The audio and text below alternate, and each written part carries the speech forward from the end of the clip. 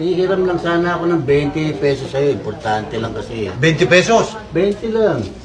Ikaw, sinira na kasi yung Sir, pagsahod ko, babayaran kita. 20? Oo. O ito, 10 piso lang. 10, 20 hiniram ko eh. Oo, wala akong kundi 10 lang. O, di sige, di may utang ka pang G's, ha? Pera ko ito eh. Go.